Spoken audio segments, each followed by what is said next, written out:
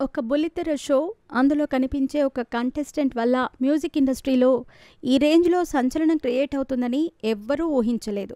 'పాడుతా తీయగా' అనే singing show బుల్లితెరపై ఎంత పాపులర్ అని చాలామందికి తెలుసు.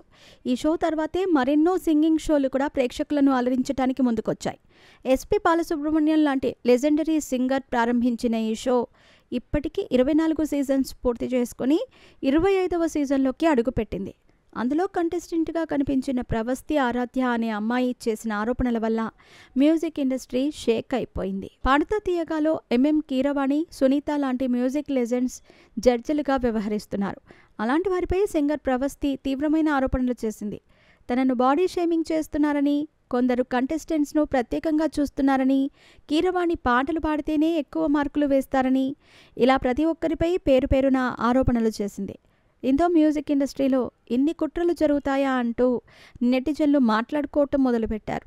కొందరు ప్రవస్తి చేసిన ఆరోపణలను నమ్ముతూ తనకు సపోర్ట్గా నిలబడితే, మరికొందరు మాత్రం అంత లెజెండరీ సింగర్స్పై తను అనవసరంగా ఆరోపణలు చేస్తుందని మండిపడుతున్నారు.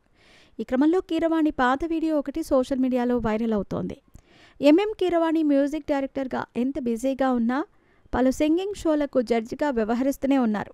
అందులో తన అనుభవాలన్నీ జూనియర్ సింగర్స్తో పాటు ప్రేక్షకులతో కూడా షేర్ చేసుకుంటూ ఉంటారు.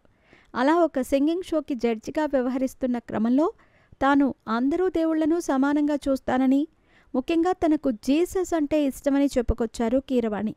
అలా చెప్పటం తప్పేమీ కాదు, కానీ క్రిస్టియన్ మతంలో మాత్రమే వేరే వారిని క్షమించాలని పాఠం ఉంటుందని, వేరే మతాల్లో అలా ఉండదని స్టేట్మెంట్ ఇచ్చారు. అది ఇతర మతాలకు, ముఖ్యంగా హిందువులకు అస్సలు నచ్చలేదు.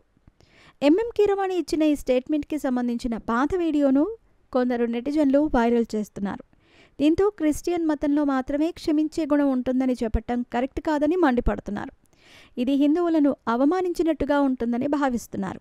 అందుకే కీరవాణి సినిమాలను బ్యాన్ చేయాలని డిమాండ్ చేస్తున్నారు. ఇప్పటికే సోషల్ మీడియాలో ప్రవస్తి కాంట్రవర్సీ హాట్ టాపిక్గా మారగా, కీరవాణి జేసస్పై ఇచ్చిన ఈ స్టేట్మెంట్కి సంబంధించిన వీడియో కూడా దానికి యాడ్ అయ్యింది. దీంతో కీరవాణిపై మరింత నెగిటివిటీ పెరిగింది. తన మతంపై ఇంత ఓపెన్గా నెగిటివ్ కామెంట్ చేసిన వ్యక్తి ఖచ్చితంగా బాడీ షేమింగ్ కూడా చేసే ఉంటాడని కొందరు అభిప్రాయం వ్యక్తం చేస్తున్నారు.